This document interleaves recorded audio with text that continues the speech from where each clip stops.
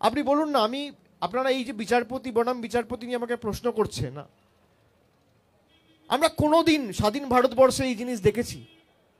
আর সংঘাত কখনোই বিচারপতির বিরুদ্ধে বিচারপতি নয়।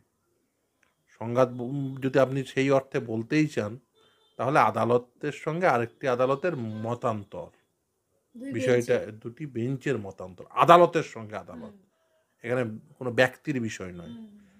বিষয়টা আদর্শের, বিষয়টি হলো একটি নির্দিষ্ট পন্থার, বিষয়টি হলো একটি আইনের কিছু আইনি প্রশ্ন জড়িত।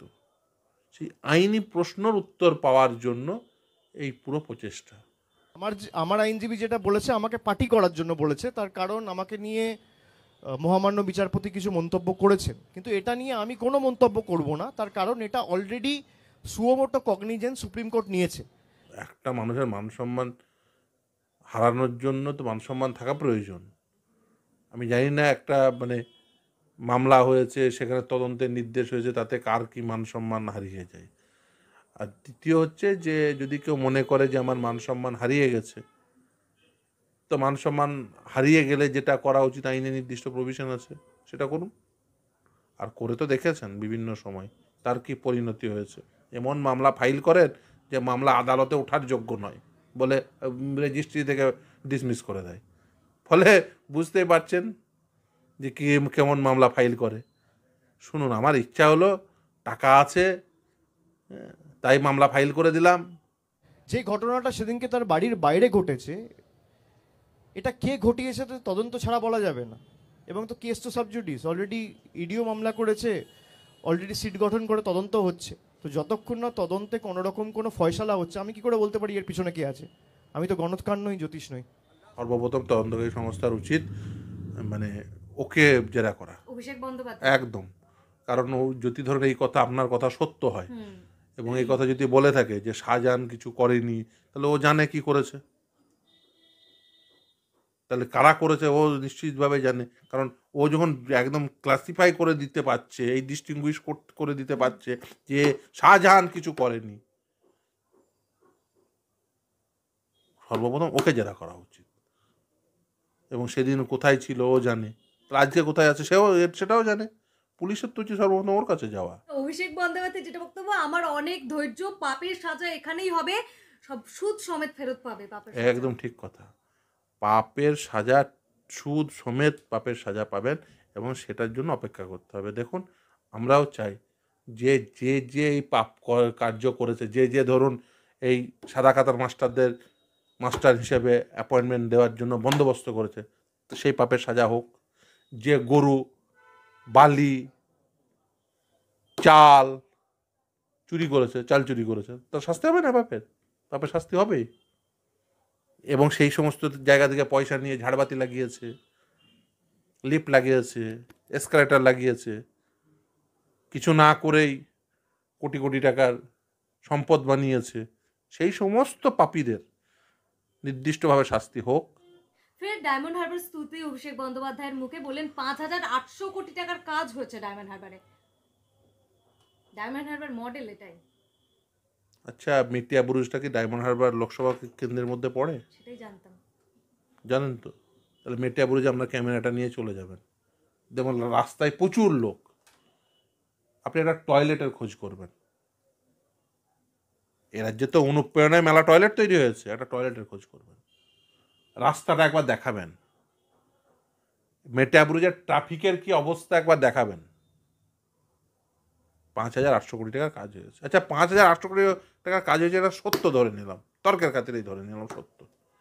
তাহলে নিশ্চয়ই ডায়মন্ড হারবারে যখন 5,800 কোটি টাকা হয়েছে, নিশ্চয়ই 5,800 কোটি টাকার কাজের বন্দোবস্ত মমতা বন্দ্যোপাধ্যায়ের সরকার বহরমপুর কেন্দ্রের জন্য করে দিয়েছে। কারণ গোটা রাজ্যের মুখ্যমন্ত্রী তো, নিশ্চয়ই তো মমতা ব্যানার্জি ডায়মন্ড হারবারের শুধুমাত্র মুখ্যমন্ত্রী না। কারণ মমতা বন্দ্যোপাধ্যায় যদি ধর একজন এমপি, তো আর তার এমপি ল্যাডের টাকা থেকে 5,800 কোটি টাকা পাননি, তাহলে 5,800 কোটি টাকা কেউ না কেউ দিয়েছে। হয় কেন্দ্রের সরকার দিয়েছে, না হলে রাজ্যের সরকার দিয়েছে। তাহলে 5,800 কোটি টাকা যদি আমি ধরে নিলাম তর্কের খাতিরে, ওনারা বলেন কেন্দ্রের সাথে ওনাদের নাকি কেন্দ্র কিছু দেয় না, তার মানে রাজ্য সরকারই দিয়েছে। তাহলে 5,800 কোটি টাকা মমতা বন্দ্যোপাধ্যায় তার ভাইপোকে দিয়েছে কাজ করার জন্য। 5,800 কোটি টাকা মমতা বন্দ্যোপাধ্যায় অধীর চৌধুরীকে দিয়েছিল তো, অধীর চৌধুরী তো এমপি। হুম।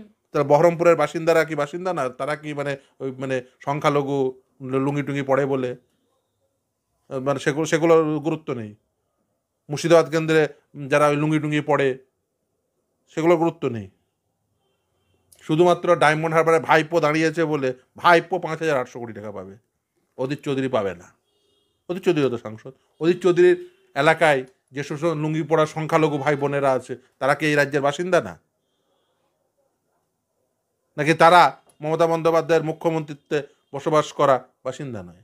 শুধুমাত্র ডায়মন্ড হারবারে ভাইপোই শুধুমাত্র একমাত্র সাংসদ, আর তার অধীনে মানে ওই লোকসভা কেন্দ্রের মধ্যে যারা জনগণ আছে তারাই জনগণ, এই রাজ্যের অন্যরা জনগণ নয় এই রাজ্যের। বাকি 41টা কেন্দ্রে কি হয়েছে? না, কিন্তু অভিষেক যদি তর্কের খাতিরে ধরে নিই, সব সত্য কথা, যদিও এটা ঢপবাজি। 5,800 কোটি টাকার কাজ হয়েছে। মেটিয়াবুরুজা গিয়ে দেখুন, মহেশতলাতে গিয়ে দেখুন কি কাজ হয়েছে। অভিষেক বন্দ্যোপাধ্যায় বলছেন আমি যা কাজ করছি দেশের আর কোনো সাংসদ করেনি। দেখুন এই সমস্ত তো ওর পিসির কাছ থেকে পাওয়া। ওর পিসিও তো সেই একই বলে, ও তো মানে গোটা বিশ্বের এক নম্বর, বিশ্ব ব্রহ্মাণ্ডের বিস্ময় ওর পিসি, তো ফলে ও বিস্ময়। মমতা ব্যানার্জির মতোই তুলনা করছে সিপিএম আমলের সঙ্গে, যে এতদিন তো সিপিএম এর সাংসদ ছিল ডায়মন্ড হারবারে, আমি না হয় প্রথম তৃণমূলের সাংসদ, এতদিন কোনো কাজ করেনি সিপিএম এর সাংসদ। একদম সিপিএম এর সাংসদ, দেখুন সিপিএম এর সাংসদের এই মানে একেবারেই এই ট্যালেন্ট ছিল না। সিপিএম এর সাংসদরা কেউ ধরুন ওই ইডি দপ্তরে গেছে নাকি? দেখেছেন শ্রমিক লাহিড়ী ছিল ডায়মন্ড হারবারের সাংসদ, ইডি দপ্তরে গেছে? এসব ট্যালেন্ট, রেয়ার ট্যালেন্ট। বলছেন 50 বছর ধরে যে রাস্তার দাবি ছিল মানুষের, সেগুলো কিচ্ছু করে দেয়নি সিপিএম, আমি এসে করে দিয়েছি। আর কিছুদিন অপেক্ষা করুন, বলুন পশ্চিমবঙ্গই ছিল না, আমি এসে পশ্চিমবঙ্গ করেছি, বা ডায়মন্ড হারবারই ছিল না, আমি এসে ডায়মন্ড হারবার বারবার স্থাপন করেছি। Diamond Harbour model. হ্যাঁ, ও আর অপেক্ষা করুন, কোন দিন হয়তো বলেই ফেলবে যে আমি ডায়মন্ড হারবারের স্থাপনা করেছি। দেখুন ডায়মন্ড হারবার তৈরি হয়েছে ডায়মন্ড হারবার মানুষের দ্বারা, বা বহরমপুর যে কোনো জায়গায় মানুষ বলুন। একজন নির্বাচিত সাংসদ তার কাজ কি? তার কাজ হচ্ছে আইনসভায় গিয়ে আইন তৈরি করা। আমার এলাকায় আমি উন্নয়ন করেছি, এমপি লেডে ক টাকা পান যে আপনি এ উন্নয়ন করেছেন? আমি উন্নয়ন করেছি মানে আপনি কি মানে নিজে ইনকাম করে সেই টাকা উন্নয়ন করেছেন? তাহলে বলুন আপনার সোর্স অফ ইনকাম কত? সোর্স অফ ইনকাম কি? আপনার ইনকাম কত? আপনি নিজে ইনকাম করে করেছেন? জনগণ ট্যাক্স দেয়, সেই ট্যাক্সের টাকায় জনগণের উন্নয়ন করতে হবে। আপনাকে তাদের জনপ্রতিনিধি হিসেবে পাঠায় আইনসভায় সদস্য হিসেবে আইন প্রণয়ন করার জন্য। আপনি সাংসদ, আপনি কোনো এক্সিকিউটিভ পদেও নেই। পুরো হিসেব দিচ্ছে, 5,80,000 মহিলার লক্ষ্মী ভান্ডার পেয়েছে, 70,000 জন বার্ধক্য ভাতা পেয়েছে। আরে সেটা তো রাজ্য সরকার, তার সঙ্গে ওর কি সম্পর্ক? তিনি কথা দিয়েছিলেন। আরে তার সঙ্গে ওর কি সম্পর্ক? লক্ষ্মীর ভান্ডার পেয়েছে, তার সাথে সাংসদের কি সম্পর্ক? লক্ষ্মীর ভান্ডার আমি যদি ধরে নিই ওর কেন্দ্রে পেয়েছে এবং বহরমপুরে অধীর চৌধুরীর কেন্দ্রে পাইনি, আমি তো তর্কের খাতিরে ধরে নিই এটা সত্য। তার মানে রাজ্য সরকার ওর কেন্দ্রে লোকজনকে লক্ষ্মীর ভান্ডার দিয়েছে, বহরমপুর কেন্দ্রে লোকজনকে লক্ষ্মীর ভান্ডার দেয়নি। এ তো মমতা সরাসরি ও যা বলছে তাতে তো মমতা ব্যানার্জির এগেনস্টে বলছে যে ওর কেন্দ্রে একমাত্র এই কাজটা হয়েছে, অন্য কেন্দ্রে হয়নি। ও তো সরাসরি মমতা বন্দ্যোপাধ্যায়কে ডোবাচ্ছে। মানে বাকি 41টা কেন্দ্রে মমতা ব্যানার্জি লক্ষ্মীর ভান্ডার দেয়নি, তার অর্থ এই দাঁড়ায়। যদি ধরুন বাকি 41টা কেন্দ্রে না হয়ে থাকে, লক্ষ্মীর ভান্ডার কেউ পায়নি, ধরুন আমি তর্কের খাতিরে ধরে নিলাম ও যা বলছে সব সত্য, ডায়মন্ড হারবারে বেশি পেয়েছে, এটা হয়তো বোঝাতে চাইছে। সেটা যদি বোঝাতে চাই তবে ডায়মন্ড হারবারকে বেশি ভালো চোখে মমতা ব্যানার্জি দেখেছে। তাহলে এক কাজ করবেন, অন্য 41টা কেন্দ্রে কেউ মমতা ব্যানার্জিকে ভোট দেবেন না, বা মমতা ব্যানার্জির দলকে ভোট দেবেন না। আর ডায়মন্ড হারবারেও পাবে না। ও যে কি ঢপের চপ করেছে এই 5 বছর ধরে ডায়মন্ড হারবার মানুষ ভালো করে। এই জন্যই বললাম তো মেটিয়াপুরে চলে যান, মহেশতলায় চলে যান, গিয়ে একটা টয়লেটের খোঁজ করুন।